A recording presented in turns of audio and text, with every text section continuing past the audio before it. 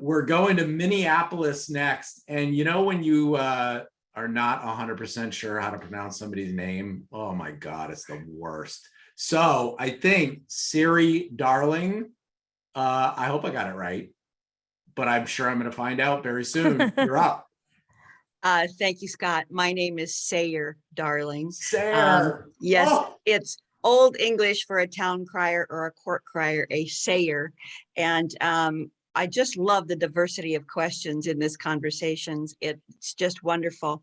And Stephanie, I extremely identify with your personal experience. I've had much of what's happened in your life. I've experienced the same and have noticed that what I really connect with here is your direct communications.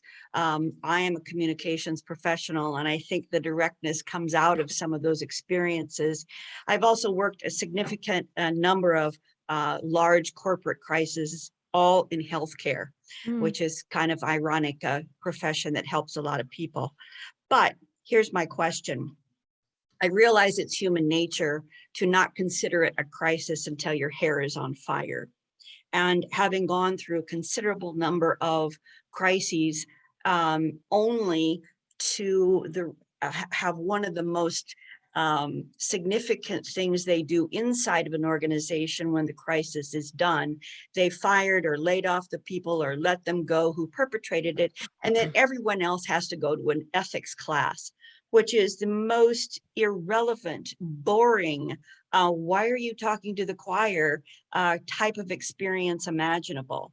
And so the question, two parts, is how do we help organizations understand when it is really a crisis?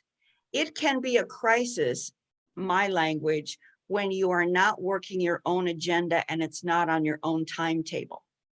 During those times, I can come in and say, okay, what are our options? But when you call people in to work on crises, when your hair is on fire, the only thing we can do is bring in a fire extinguisher. There are many fewer options to work with. So how do you help organizations understand crises are actually in play much earlier than when the headlines hit? And then how do you take real and actionable programs or follow-up to build a stronger system rather than sending people to these crazy ethics classes? So Sayre, thank you so much for the question. And I'm sorry about your personal experience as well. Growing up, that's terrible. And I'm sorry. I hope you have some sort of relief and support system around you. I'm going to take the question in two parts. The first thing is no matter what I do, no matter what I've tried, the crisis will roll downhill. And so depending on who the leader is, I have stopped in my life trying to help people that don't want help. And I just won't do it. Like I will walk away. I don't have any affinity or affection for being the fixer for people that don't think that there's a problem. And so that narcissism or that hyper belief in their leadership skills, which is defyingly gross. There's not a way to help that. Unfortunately, those are the organizations that turn toxic. And I know we all know who those organizations are. We add more new people to the list daily. I haven't figured out a good model for that. Generally, what I try and do is I try and get 2 or 3 champions within the organization that know this person well.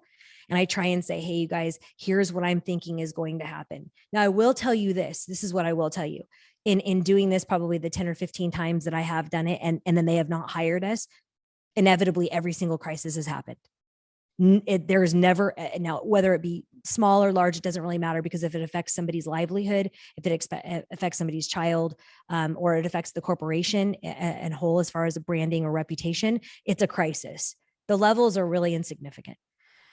So I haven't had great luck at ever helping an organization that didn't need help.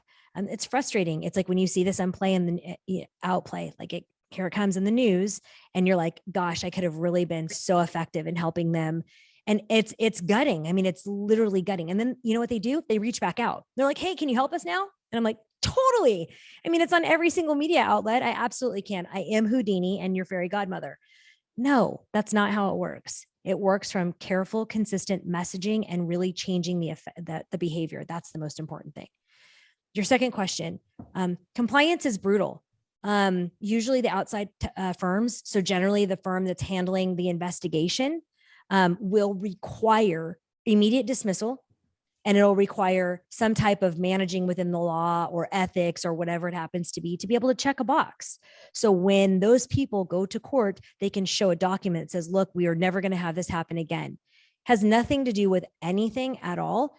But right now, when you still have people buying into it and you have people that are not willing to put their foot down and say, hey, we are not going to do this because we've been going through this hell for X amount of years.